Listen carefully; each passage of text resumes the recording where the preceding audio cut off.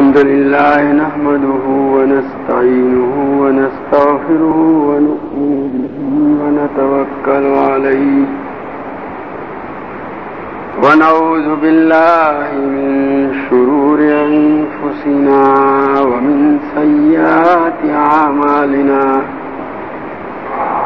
من يهده الله فلا مضل له ومن يضلله فلا هادي له ونشهد أن لا إله إلا الله وحده لا شريك له ونشهد أن سيدنا ومولانا محمدا عبده ورسوله أرسله إلى كافة الناس بشيرا ونذيرا وداعيا إلى الله بإذنه وسراجا منيرا صلى الله تعالى عليه وعلى آله وأصحابه وبارك وسلم تسليما كثيرا كثيرا. باب الوصاة بالجار. حدثنا اسماعیل بن ابی اویس قال حدثني مالك عن يحيى بن سعيد قال اخبرني ابو بكر بن محمد عن عمرة عن عائشة رضي الله تعالى عنها وعنهم عن النبي صلى الله تعالى عليه وسلم قال ما زال جبريل عليه السلام يوصيني بالجار حتى ظننت أنه سيورثه.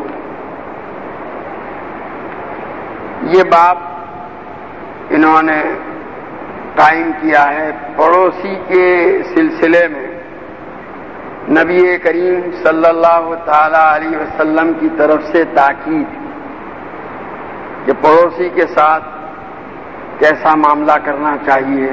اس سلسلے میں حضور اکرم صلی اللہ تعالی علیہ وسلم نے جو تاکید فرمائی اس کو بیان کرنا چاہتے ہیں. حضرت عائشہ رضی اللہ تعالی عنہ نقل فرماتی ہیں کہ نبی کریم صلی اللہ تعالی علیہ وسلم نے ارشاد فرمایا کہ حضرت جبریل علیہ السلام پڑوسی کے سلسلے میں مجھے برابر تاکید کرتے رہے، یعنی ان کے ساتھ پڑوسی کے ساتھ اچھا سلوک کرنے کی، بھلائی کا معاملہ کرنے کی، اس کو تکلیف نہ پہنچانے کی. بہرحال اسی سلسلے کی اتنی تاکید کرتے رہے یہاں تک کہ مجھے گمان ہوا کہ وہ اس کو وارث قرار دیں گے. یعنی جیسے اپنے اہل خاندان آدمی کے مال کے وارث ہوتے ہیں، اولاد، بھائی بہن وغیرہ، تو ایسا معلوم ہوا پڑوسی کے سلسلے میں حضرت جبریل اللہ تبارک و تعالیٰ کی طرف سے بار بار حسن سلوک کی تاکید کے احکام بتلاتے رہے، اور یہاں تک کہ حضور فرماتے ہیں مجھے یہ گمان ہونے لگا کہ کہیں آئندہ اللہ تعالیٰ کی طرف سے یہ حکم لے کر کے نہ آئیں کہ وہ وارث وراثت میں بھی اس کا حصہ ہے. اتنی تاکید. اس سے اندازہ لگایا جا سکتا ہے کہ پڑوسی کے ساتھ کیسا سلوک ہونا چاہیے، کرنا چاہیے. حدثنا صدقة قال اخبرنا ابن عيينة عن عمرو عن نافع بن جبير عن ابي شريح الخزاعي رضي الله تعالى عنه عن النبي صلى الله عليه وسلم قال من كان يؤمن بالله واليوم الآخر فليحسن إلى جاره ومن كان يؤمن بالله واليوم الآخر فليكرم ضيفه ومن كان يؤمن بالله واليوم الآخر فليقل خيرا أو ليصمت. حضرت ابو شریح خزاعی رضی اللہ تعالیٰ عنہ فرماتے ہیں کہ نبی کریم صلی اللہ تعالیٰ علیہ وسلم نے ارشاد فرمایا جو آدمی اللہ اور آخرت کے دن پر ایمان رکھتا ہو، ایسے موقعوں پر عام طور پر اللہ تعالیٰ کے اوپر ایمان کا تذکرہ کرنے کے ساتھ ساتھ آخرت کے دن پر ایمان کا تذکرہ کیا جاتا ہے. حالانکہ ایمان جن چیزوں پر لانا چاہیے اس میں اور بھی ہے، رسول کی رسالت پر ایمان لانا اور فرشتوں پر ایمان لانا اللہ کی کتابوں پر ایمان لانا، یہ سب.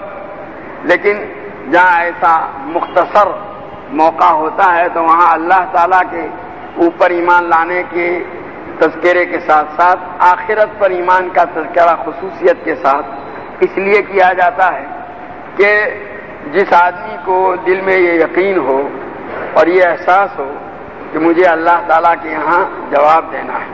وَبِالْآخِرَةِ هُمْ يُوقِنُونَ. قرآن میں بھی جہاں جہاں اکثر جگہ پر اس کا تذکرہ ہے کہ آخرت پر یقین رکھتے ہیں. تو جس کے دل میں آخرت کا یقین ہو اور یہ ایمان ہو کہ مجھے اللہ کے حضور پیش ہونا ہے، جواب دینا ہے، تو پھر وہ اللہ تعالیٰ کے تمام احکام کو بجا لانے کا اور اللہ تعالیٰ کی نافرمانیوں سے اپنے آپ کو بچانے کا خصوصیت کے ساتھ اہتمام کرے گا. یہ استحضار آخرت کے دن کا یہ آدمی کو اللہ کی نافرمانی سے خاص طور پر بچاتا ہے. حضرت حکیم الامت نور اللہ مرقدہ کے متعلق ہے، ایک مرتبہ سفر میں تشریف لے جا رہے تھے، سہارنپور سے سوار ہوئے کانپور جانے کے لیے. تو حضرت کے پاس سامان تھا، کچھ گنے وغیرہ بھی کسی نے چلتے ہوئے دے دیے تھے. خیال یہ تھا کہ ایک ٹکٹ پر جتنا سامان جتنا وزن لے جایا جا سکتا ہے اس سے زیادہ ہے. آپ وہاں جہاں مسافر سامان تلواتے ہیں وہاں اس لائن میں کھڑے ہو گئے. کسی نے دیکھ لیا اور وہ بھی جس ٹرین سے حضرت جانے والے تھے اسی ٹرین کے گارڈ نے دیکھا تھا. تو حضرت سے عرض کیا، حضرت کیا بات ہے، یہاں کیوں کھڑے؟ کہا یہ سامان تلوانا ہے، زائد ہو تو اس کا ٹکٹ بنوا لیا جائے. کہ آپ کہاں تشریف لے جائیں گے؟ کہ میں اسی ٹرین میں جا رہا ہوں، میری ڈیوٹی ہے، تلوانے کی ضرورت نہیں ہے، آپ ایسی سوار ہو جائیں. حضرت نے فرمایا بھائی تم کہاں تک؟ کہا غازی آباد تک جاؤں. اور اس کے بعد میری جگہ پر جو آئے گا میں اس کو بتا دوں گا. تو وہ کہاں تک جا رہا ہے؟ وہ تو آپ کو جہاں اترنا اس سے آگے تک جائے گا.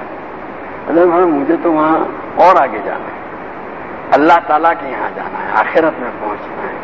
وہاں بھی اگر یہ ٹھیک کروا دیتا ہو تو ٹھیک.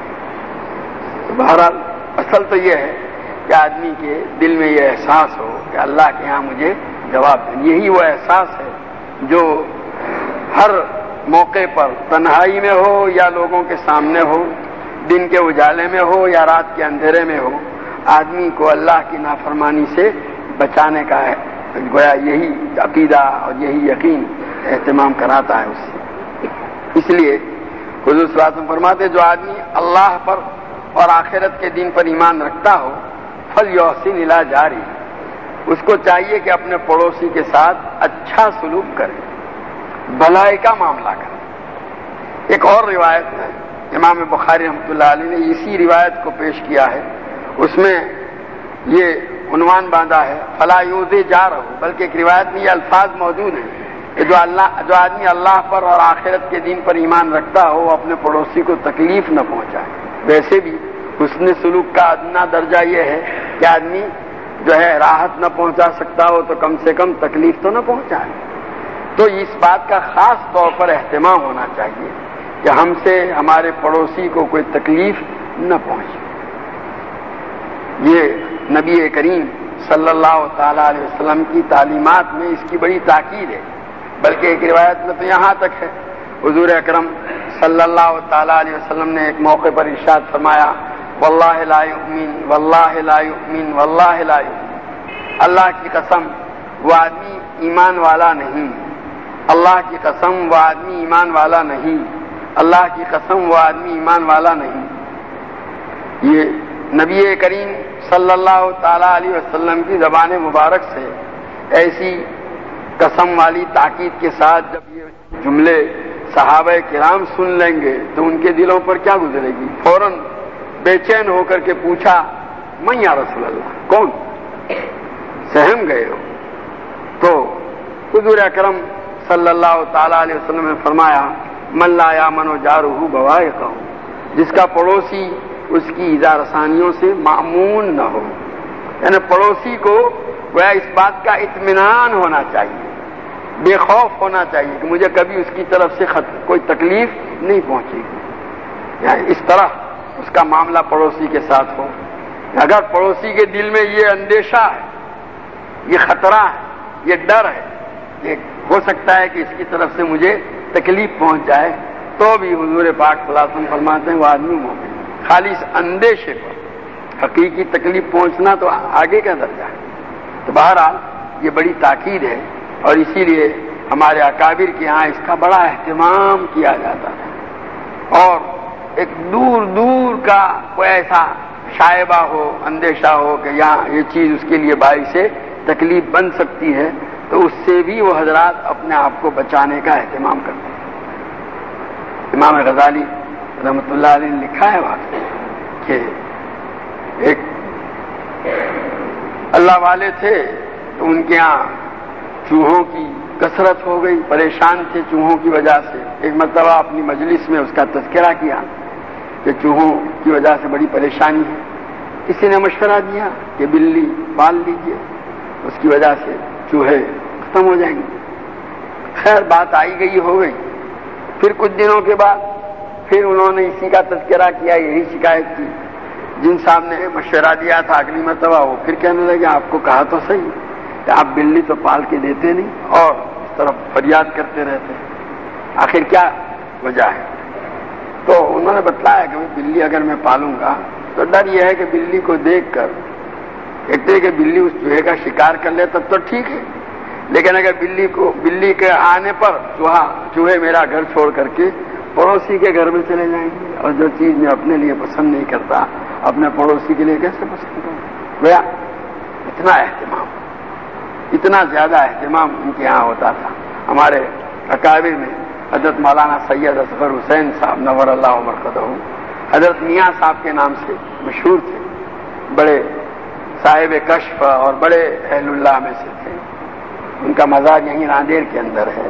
اصل تو دیوبند کے رہنے والے تھے، یہیں تشریف لائے ہوئے تھے، بار بار آتے تھے گجرات میں. یہاں قیام تھا اسی زمانے میں، بیمار ہوئے، انتقال ہوا، یہیں مدفون ہے راندیر کے قبرستان کے اندر. تو ان کا پورا گھرانہ جو ہے وہ اہل اللہ کا گھرانہ. حضرت قاری طیب صاحب رحمۃ اللہ علیہ فرمایا کرتے تھے کہ اس گھرانے کو نسبت اویسیہ حاصل ہے.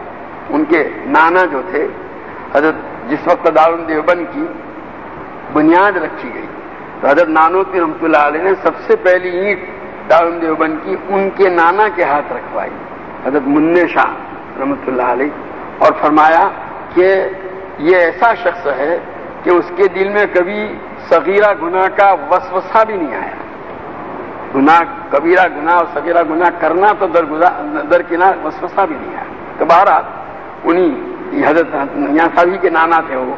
تو بہرحال حضرت میاں صاحب رحمۃ اللہ علیہ کے متعلق حضرت مفتی محمد شفیع صاحب رحمۃ اللہ علیہ نے لکھا ہے، اور وہاں ان کے صاحبزادے مولانا ولی راضی کے مضمون میں بھی اس کا تذکرہ ہے کہ ایک مرتبہ حضرت مفتی صاحب، حضرت مفتی شفیع صاحب رحمۃ اللہ ان کے استاد تھے حضرت میاں صاحب، اور ویسے ان کے ساتھ بڑا محبت کا معاملہ بھی کرتے تھے. کتب خانہ حضرت مفتی شفیع صاحب رحمۃ اللہ علیہ نے بھی کتب خانہ شروع کیا تھا اپنے کچھ گزر بسر کے لیے. حضرت میاں صاحب بھی کتب خانہ یہ کرتے تھے. حضرت مفتی صاحب نے ایک جگہ یہ بھی لکھا ہے کہ ایک مرتبہ کچھ پنسورے غلط سب کر کے آئے تو حضرت نے پورے خرید کر کے رکھ دی. یہ سارا نقصان خود برداشت کر دیا یہ. اچھا، تو بہرحال یہ حضرت مفتی شفیع صاحب فرماتے ہیں کہ اس میں میری شرکت تھی، لیکن کہا میرا حصہ بھی حضرت نے خرید لیا تاکہ مجھے نقصان نہ ہو. خیر، تو بہرحال حضرت مفتی شفیع صاحب رحمۃ اللہ علیہ سے بڑی محبت فرمایا کرتے تھے. کیا ایک مرتبہ حضرت مفتی صاحب فرماتے ہیں کہ میں ان کے گھر پر حاضر ہوا. بڑے صاحب کشف بھی تھے وہ عبدالحق میاں صاحب رحمۃ اللہ علیہ. ایک مرتبہ ان کے کشف کے بہت قصے سنائے تھے. ایک مرتبہ کہا کہ چند حضرت میاں صاحب حج کر کے واپس تشریف لائے تو دارالعلوم کے کچھ طلبہ ملاقات کے لیے تھے. ایک طالب علم کہنے لگا میاں صاحب حج کر کے آئے، چلو کھجور پانی کھا کر کے آئے. تو کہا جب طلبہ حضرت کے یہاں پہنچے، داخل ہوئے تو نے کہا ٹھیک، بٹھایا سب کو. اور اس طالب علم کو بھائی ان کو کھجور پانی پہلے دے دو اور بلا اب جاؤ رخصت کر. حضرت فرماتے ہیں ماں عبدالحق میاں صاحب کا ایک مرتبہ میں حضرت کی خدمت میں حاضر ہوا تو حضرت بیمار تھے. تو کہا میرے دل میں خیال ہوا کہ شاید اب اس بیماری میں نہ بچے. تو کہا بعد میں بھائی ایسا خیال نہیں لایا کرتے یوں کہا مجھے. تو بہرحال وہ فرمات کیا یہ حضرت مفتی شفیع صاحب رحمۃ اللہ علیہ فرماتے ہیں ایک مرتبہ عصر کے بعد حضرت کے یہاں حاضر ہوا، آم کا موسم تھا، تو حضرت میاں صاحب نے فرمایا مفتی جی آم چوسو گے؟ تو کہا حضرت کیوں نہیں، آم اور وہ بھی آپ کے دستے مبارک سے ہماری سعادت کی بات ہے. کہا کہ وہ ایک بالٹی کے اندر آم پانی میں بھگوئے ہوئے اور ایک خالی بالٹی تاکہ وہ چوسنے کے تھے، تو وہ اس کے چھلکے اور گٹلیاں صاف کر ڈالنے کے لیے کہا فارغ ہو گئے. تو کہا اس کے بعد میں اٹھا، میں نے چاہا کہ وہ جو گٹلیاں اور چھلکے ہیں ان کو ڈالا ہوں، تو میں ہاتھ بڑھا ہی رہا تھا، روک دیا. کہ بھائی کیا کر رہے ہو؟ کہا تھا میں اس کو باہر پھینک کر کے آؤں. کہا پھینکتے آتا ہے؟ تو کہا یہ بھی کوئی سیکھنے کی چیز ہے؟ کہا ہاں میں بتاتا. کہا اس کے بعد حضرت نے اس کو جو ہے چھلکے الگ کیے، گٹلیاں الگ کی، اور اس کے بعد باہر گئے اور محلے کے اندر ایک جگہ پر کچھ چھلکے، دوسری جگہ پر دوسرے چھلکے، دو حصے کیے تھے ڈالے. اسی طرح گٹلیاں ایک جگہ پر ڈالی، اور اس کے بعد یہ فرمانے لگے کہ دیکھو یہ ہمارا محلہ جو ہے غریبوں کا محلہ ہے، اور ان لوگوں کو بیچاروں کو کھانے کی روٹی بھی بڑی مشکل سے میسر ہوتی ہے. وہ آم خرید کر تو اپنے بچوں کو کہاں کھلائیں گے؟ اب اتنے تم اگر اس کو پھینک آتے ان چھلکوں اور گٹلیوں کو، تو ایک جگہ اتنے چھلکے اور گٹلیاں پڑی ہوئی دیکھ کر کسی کو بھی خیال آتا، اس کے دل میں یہ خیال آتا ہائے میرے پاس پیسے نہ ہوئے جو میں اپنے بچوں کو آم کھلاتا، اور اس کو گویا کہ آم میسر نہ آنے کا افسوس ہوگا، اور یہ چیز اس کے گویا دل شکنی کا ذریعہ بنتی ہے.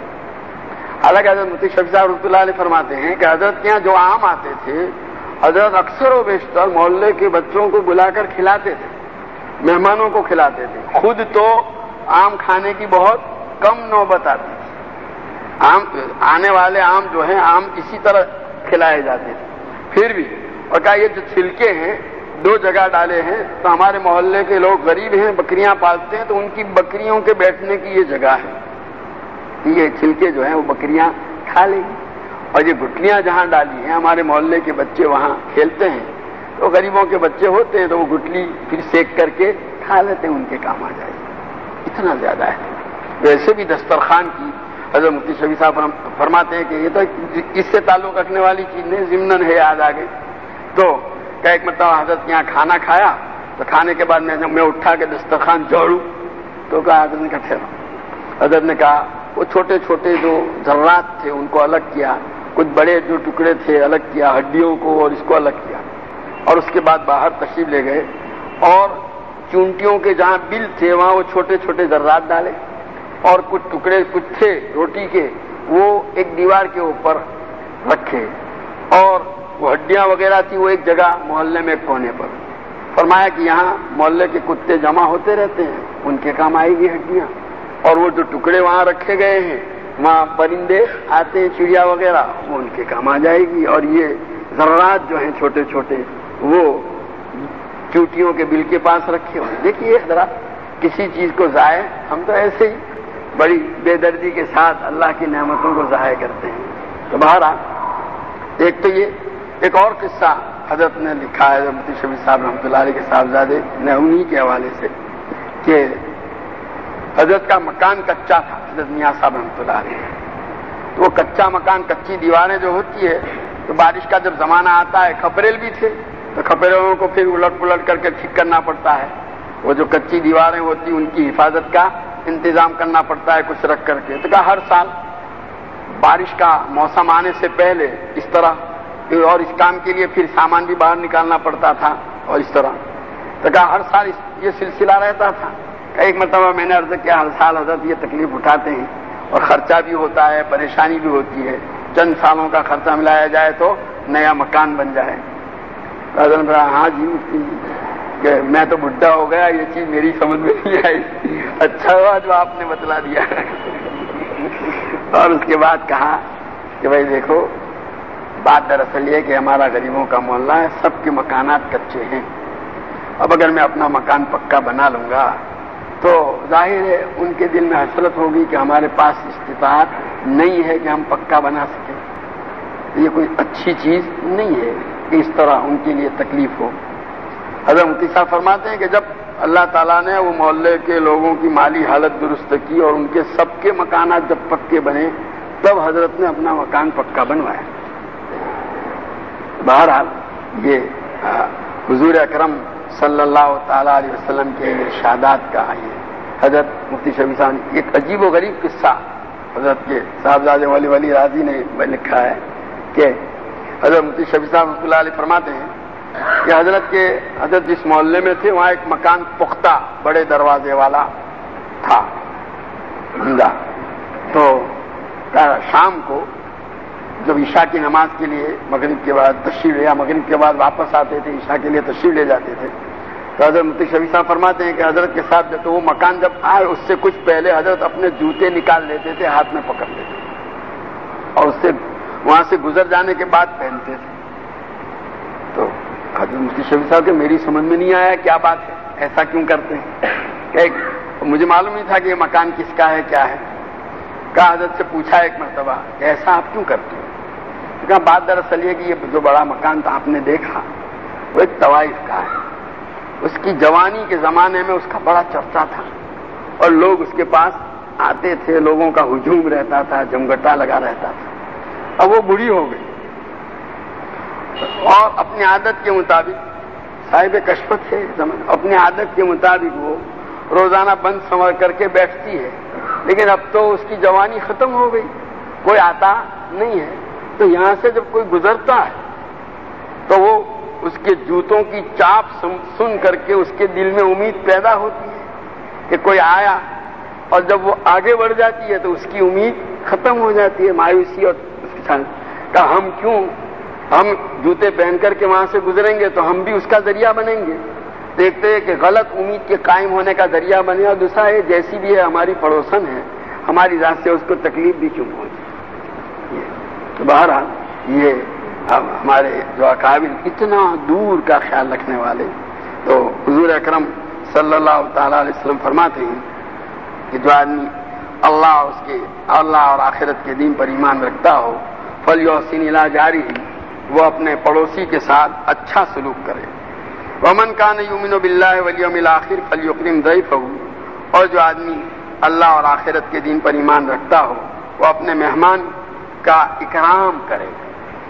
ومن کان یؤمن باللہ والیوم الآخر، اور جو اللہ اور آخرت کے دین پر ایمان رکھتا ہو فلیقل خیرا او لیصمت، بھلی بات کہے یا خاموش رہے، بھلی بات نہیں کہتا تو چپ تو رہے، کوئی بری بات اپنی زبان سے نہ نکالے۔ باب حق الجار، پڑوسی کا حق۔ حدثنا احمد بن حمیدی قال حدثنا محمد بن فضیل عن محمد بن سعد قال سمعت ابا زبیۃ الکلائی قال سمعت المقداد بن الاسود رضی اللہ تعالی عنہ یقول سأل رسول اللہ صلی اللہ علیہ وسلم اصحابہ عن الزنا قالوا حرام حرمه الله ورسوله فقال لأن يزني الرجل بعشر نسوة أيسر عليه من أن يزني بامرأة جاره وسألهم عن السرقة قالوا حرام حرمه الله عز وجل ورسوله فقال لأن يسرق من عشرة أهل أبيات أيسر عليه من أن يسرق من بيت جاره۔ حضرت مقداد بن اسود رضی اللہ تعالیٰ عنہ فرماتے ہیں کہ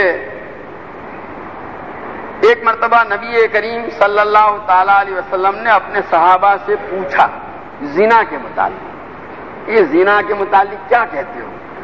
تو صحابہ نے عرض کیا کہ اللہ کے رسول یہ تو حرام ہے، اللہ نے اور اس کے رسول نے اس کو حرام قرار دیا۔ تو اس پر نبی کریم صلی اللہ علیہ وسلم نے ارشاد فرمایا کہ کوئی آدمی 10 عورتوں کے ساتھ زنا کرے یہ آسان ہے بنسبت اس کے کہ اپنے پڑوسی کی عورت کے ساتھ زنا کرے۔ گویا اپنے پڑوسی کی عورت کے ساتھ زنا کرنا 10 عورتوں سے زنا کرنے کے مقابلے سے بھی زیادہ خطرناک ہے، اور ظاہر ہے کہ یہ ایسے تو وہ اس کا مطلب یہ نہیں کہ وہ کوئی کم گناہ ہے، وہ بھی بڑا گناہ، لیکن یہ ایک اس کی پڑوسی کی عورت کے ساتھ زنا والا تعلق رکھنے پر گویا اتنی سخت وعید ہے۔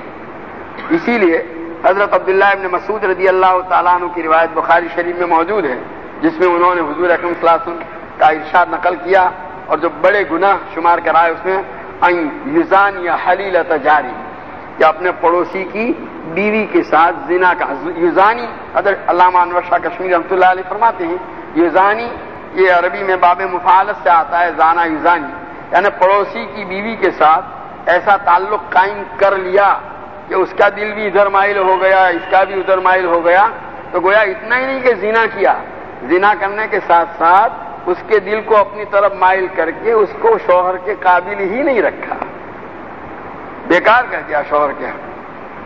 ہاں پڑوسی تھا، تو پڑوسی ہونے کے ناطے سے وہ تو آپ سے یہ امید رکھتا تھا کہ کوئی اجنبی آدمی میرے عزت پر حملہ کرے تو آپ پڑوسی ہونے کی حیثیت سے میرا دفاع اور ڈیفنس کریں گے، کیا جائے کہ آپ ہی اس کی عزت پر ہاتھ ڈالیں، یہ تو بڑی خطرناک چیز ہو جائے گی۔ گویا ایک توقع جو قائم کی گئی تھی آپ سے، وہ توقع تو آپ کیا پوری کرتے، اس کے برعکس معاملہ کیا ہے۔ اور نبی کریم صلی اللہ تعالی علیہ وسلم نے صحابہ سے چوری کے متعلق پوچھا، قالوا حرام، تو صحابہ نے جواب میں عرض کیا کہ اللہ کے رسول چوری حرام ہے، اللہ اور اس کے رسول نے اس کو حرام قرار دیا۔ تو اس پر نبی کریم صلی اللہ تعالی علیہ وسلم نے فرمایا لا یسرق من عشرۃ اہل ابیات ایسر علیہ من ان یسرق من بیت جارہ، کہ کوئی آدمی 10 گھرانوں سے چوری کرے یہ میرے نزدیک آسان ہے بنسبت اس کے کہ اپنے پڑوسی کے گھر سے چوری کرے، اس لیے کہ ظاہر ہے وہی پڑوسی تو پڑوسی ہونے کے ناطے یہ امید رکھتا تھا کہ کوئی اور چور آ جاوے تو یہ میرے مال کی کیا کرے گا، حفاظت کرے گا۔ پڑوسی کا یہی حال ہوتا ہے کہ بھائی اپنی جان مال عزت آبرو کی حفاظت کے سلسلے میں اس کو گویا دل میں ایک امید ہوتی ہے کہ میرا پڑوسی میرا ساتھ دے گا، میری مدد کرے گا، میرا دفاع کرے گا۔ اب یہاں خود ہی چوری کر رہا ہے، یہ اور خطرناک شکل گویا پیدا ہو جائے گی۔ باب یبدأ بالجار، بھلائی کا جو سلوک کیا جاتا ہے احسان، تو اس میں پڑوسی سے شروعات کی جائے۔ حدثنا محمد بن منہالی قال حدثنا یزید بن زرعی قال حدثنا عمر بن محمد عن ابیہ عن ابن عمر رضی اللہ تعالی عنہما وعنہ قال قال رسول اللہ صلی اللہ علیہ وسلم ما زال جبریل یوصینی بالجار حتی ظننت انہ سیورثہ۔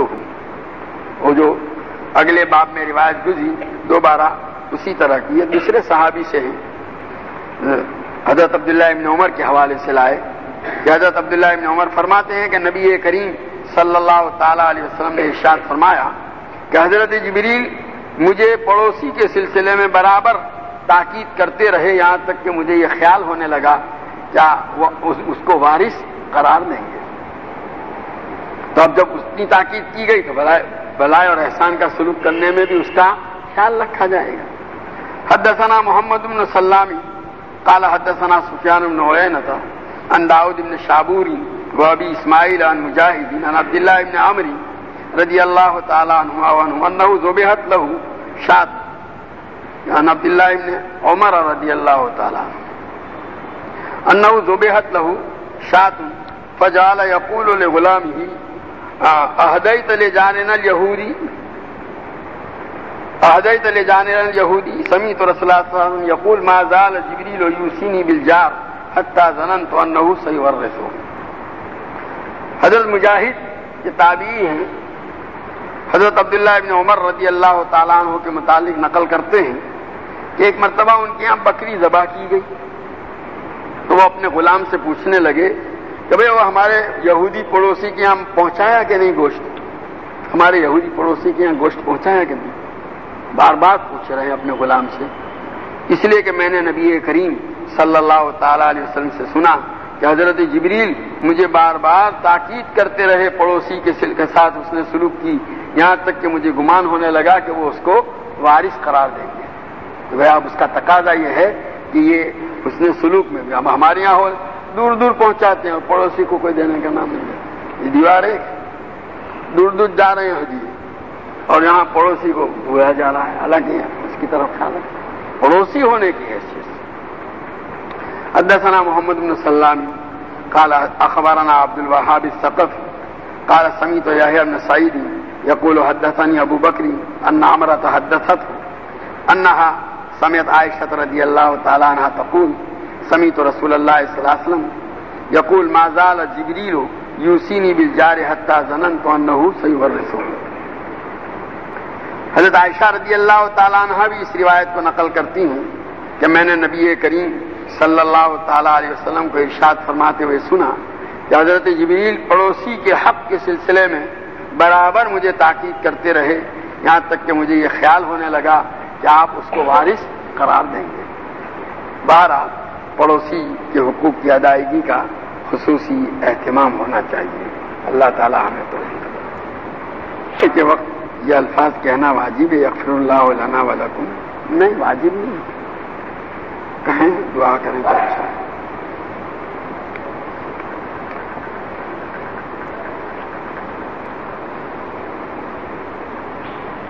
سارتھی مانس جوڑے کہ وہ ویوہار کرو.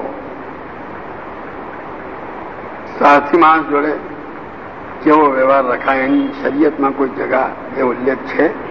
ذرا بتاؤ، شو تفصیل تھی بتاؤ. ہے نا، مطلب یہ ہے کہ کوئی آدمی ہم سے معاملہ اپنی غرض کے لیے رکھتا ہے، تو اب ہم بھی اگر اس کی اسی غرض کو دیکھ کر اس کے ساتھ برا سلوک کریں گے تو ہم بھی تو سارتھی ہو گئے نا. ہم میں اگر للہیت ہوتی تو ہم اس کے اس سارتھ کو نہیں دیکھتے، ہم اللہ کو راضی کرنے کے لیے اس کے ساتھ معاملہ کرتے.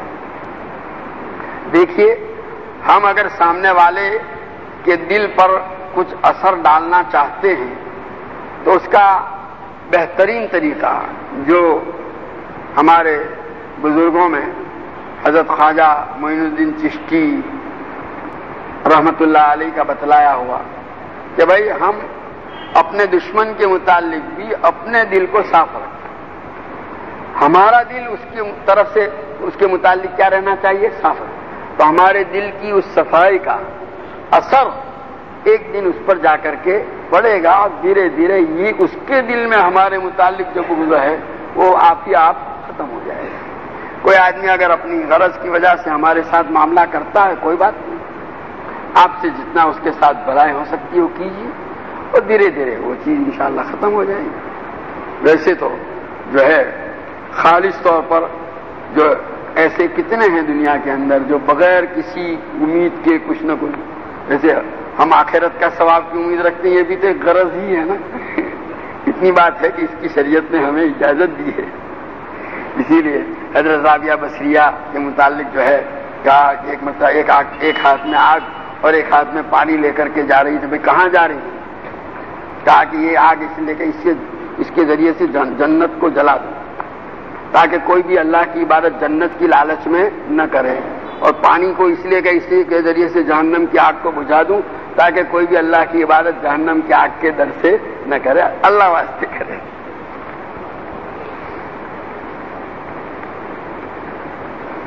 شب معراج 27ویں رجب کا لوگ روزہ رکھتے ہیں اور 15 شعبان کا بھی. اس عنوان پر کچھ حقیقت بتائیے، کیا یہ روزے رکھ سکتے ہیں؟ کہ کہیں پر ان کی فضیلت آئی ہے؟ ان دنوں میں کیا کرنا اور کیا نہیں کرنا چاہیے؟ اب دیکھیے، 27ویں رجب کے متعلق شب معراج اس کو کہنا، تو جو لوگ سیرت کی کتابیں پڑھتے ہیں جانتے ہیں کہ شب معراج کی تاریخ کے سلسلے میں اہل سیر میں بہت اختلاف ہے. 6-7 اقوال ہیں. جی، وہ کوئی رجب ہی کا مہینہ، کئی اور مہینے اور تاریخیں بھی آئی ہیں. اس لیے پہلی بات تو یہ کہ یہ کوئی متعین نہیں. دوسرا، متعین ہوتا تو بھی کسی بھی حدیث میں کہیں یہ نہیں آیا کہ بھئی شب معراج کے اندر عبادت کرنا یا اس کے آنے والے دن کے اندر روزہ رکھنا اس کی یہ فضیلت ہے. ایسا کہیں کسی روایت میں کوئی فضیلت مخصوص آئی. یہ جو عورتوں کے اندر ہزاری روزہ مشہور ہے کہ گویا اس دن روزہ رکھیں گے تو 1000 روزوں کا ثواب ملے گا، وہ اس کا کوئی ثبوت نہیں ہے. ایسی ہے. ہاں، 15ویں شعبان کے متعلق حضرت علی رضی اللہ تعالیٰ عنہ کی روایت ہے کہ جب نصف شعبان ہو فقوموا لیلہا وصوموا نہارہا، کہ اس کی رات میں عبادت کرو اور دن میں روزہ رکھو. اگرچہ اس روایت کے اوپر بھی محدثین نے کلام کیا ہے اور جو ہے بعضوں نے اس کو بہت سخت ضعیف بتلایا ہے، لیکن ویسے دوسری روایتیں جو ہے 15 شعبان کی رات کی فضیلت کی آئی ہوئی ہیں، اس کے پیش نظر علماء نے اس کے اندر عبادت کو قرار دیا ہے، لیکن وہ عبادت بھی انفرادی طور پر ہونی چاہیے، جو ہے اجتماعی طور پر جو طریقہ جس کام کے لیے شریعت کی طرف سے بتایا گیا ہو وہی اختیار کرنا چاہیے۔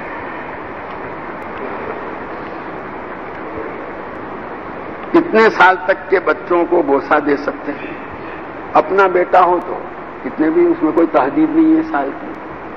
ہاں دوسرا ہو اور ایسا ہو کہ اگر وہ بے ریش ہے اور اس کو بوسہ دینے میں شہوت کا اندیشہ ہے تو وہ دیکھنے میں بھی شہوت کا اندیشہ ہو تو دیکھنے کی اجازت نہیں چل جائے کہ بوسہ دینا۔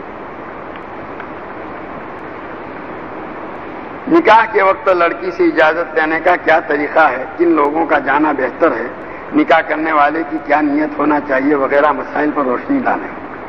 اب باپ لڑکی کو اتنا ہی کہہ دے بھائی تمہارا نکاح میں فلانے سے کرا رہا ہوں، اور اس پر لڑکی نے خاموشی اختیار کر لی، زبان سے کوئی جواب نہیں دیا، تو بھی کیا ہے کافی۔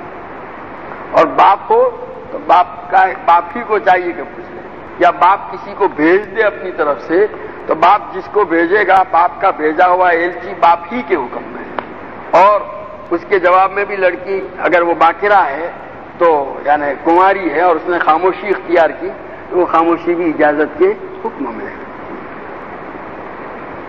اور وہاں گواہ یہ جو اجازت والے تو وہ تو گھر کے لوگ محرم ہو تو اچھا ہے، ویسے یہ جو ہمارے یہاں ہے اصل نکاح کے گواہ وہ نہیں، نکاح کے گواہ تو جو مجلس میں ہوتے ہیں وہی، وہ جو وہاں جاتے ہیں اجازت لینے والے کے ساتھ وہ اجازت کے گواہ ہوتے ہیں۔ یہ احتیاطاً ہوتا ہے کہ کبھی آگے چل کر لڑکی نے یہ کہا کہ میں نے تو اجازت نہیں دی تھی تو اس صورت کے اندر کام آوے، ورنہ تو یہ اس کی کوئی شرعاً یہ کوئی ضروری نہیں ہے، کوئی گواہ نہ ہو اور اجازت لی اور آ کر کے نکاح کرا دیا۔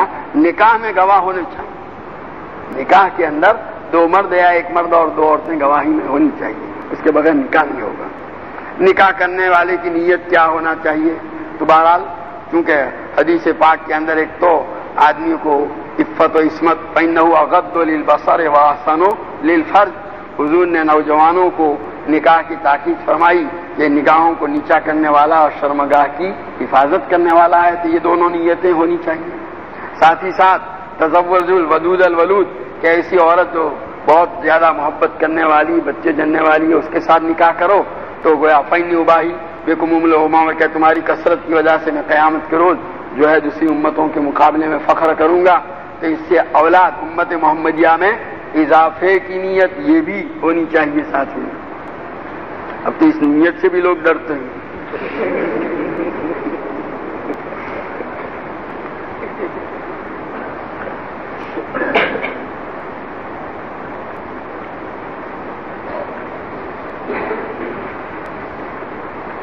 غسل واجب ہو گیا ہو پانی نہ ملنے کی وجہ سے تیمم، تو یا پانی کم ہے تو تیمم یا وضو میں غسل کی نیت کر کے نماز پڑھ سکتے ہیں، نماز پڑھ لینے کے بعد پانی مل جاوے تو نماز پھر سے پڑھنی پڑے گی۔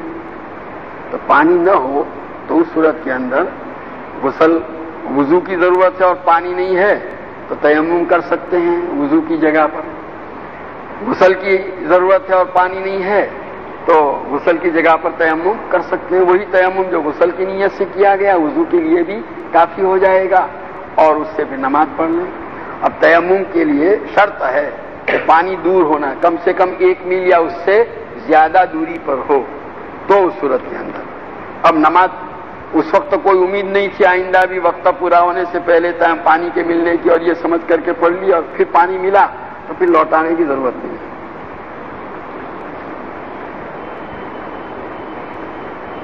میں جس جگہ پر رہتا ہوں اس جگہ پر گھر کے سامنے کچھ لوگ رات میں 2 بجے تک زور زور سے باتیں کرتے ہیں جس کی وجہ سے ہمیں نیند نہیں آتی اور ہماری فجر قضا ہو جاتی ہے، تو کیا قضا کی ذمہ داری ہم پر ہوگی یا بات کرنے والوں پر؟ بات کرنے والوں کے گنہگار ہونے میں تو کوئی شبہ نہیں، وہ تو حرام کا ارتکاب کر ہی رہے ہیں۔ ویسے بھی عشاء کے بعد بات کرنے سے نبی کریم صلی اللہ تعالی علیہ وسلم نے منع فرمایا کہ عشاء کے بعد آدمی سو جائے، اور ان باتوں کی وجہ سے اگر کسی کی نیند خراب ہوتی ہو اور دوسروں کے لیے تکلیف کا باعث ہو تو اس کی حرمت اور اس کی قباحت اور زیادہ بڑھ جاتی ہے۔ ہمارے ہاں ہم لوگ جو ہیں بہت سی مرتبہ ایسی حرکتیں کرتے ہیں کہ وہ ہمارے سارے نیکیوں کو برباد کرنے والی ہوتی ہیں. وہاں زور زور سے ٹیپ بجا رہے ہیں، تقریر کے نام سے ٹیپ بج رہی ہے. تقریر آپ کو سننی ہے تو اتنی آواز نکلو جو آپ کے لیے کافی ہو. پڑوس میں آواز جا رہی ہے، کیا مطلب؟ اس کی نیند خراب ہو رہی ہے. تو بہرحال یہ تو ان کا گنہگار ہونا تو اس میں تو کوئی شبہ نہیں. رہا آپ کی نماز کا قضا ہو جانا، تو ویسے دیر سے نیند آنے کے باوجود آپ کو اس بات کی کوشش کرنی چاہیے کہ میری آنکھ نماز کے وقت کھل جائے جماعت کے وقت. اس کے لیے الارم رکھیے. اپنے کسی ایسے ساتھی کو جو جماعت کے ساتھ نماز پڑھنے کا اہتمام رکھتا ہو اس کو کہیے تاکہ وہ اٹھا دے اور آپ وقت پر اٹھ کر کے پڑھ لیں. اور بہرحال الارم بھی رکھا، بجا بھی، آپ کو پتہ نہیں چلا، ساتھی نے بھی نہیں اٹھایا لیکن آپ کو پتہ ہی نہیں چلا. آنکھ ایسی لگی رہی کہ آنکھ کھلی نہیں یہاں تک کہ وقت گزر گیا. تو اس صورت کے اندر گناہ نہیں ہوگا. لیکن آنکھ کھلی اور اس کے باوجود آپ نہیں اٹھے، کروٹ بدل کر کے سو گئے تو پھر گناہ. لیس التفریط فی النوم انما التفریط فی الیقظہ. حدیث میں آیا ہے کہ نیند تو ایک غیر اختیاری چیز ہے، اس میں آدمی کی طرف سے کوتاہی نہیں، لیکن بیدار ہونے پر کوتاہی ہے. آنکھ کھلنے کے بعد جو کچھ ہوگا وہ گناہ والا کام ہے.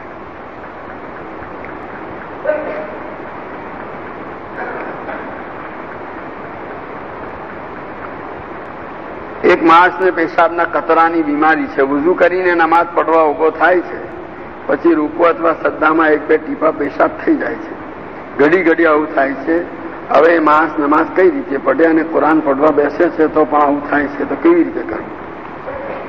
એક નમાઝ के वक्त तक तो वो बार बार ऐसा करता ही रहे, यानी यही वजू करके नमाज के लिए खड़ा हो, कतरा टपका, फिर जा करके जो है कपड़ा पाक करके वजू करके पढ़े. इस तरह पूरी नमाज का वक्त गुजर गया और वो नमाज फर्ज अदा कर सके इतना मौका उसको नहीं मिला. तो अब शरीयत की निगाहों में ये आदमी माजूर हो गया. माजूर.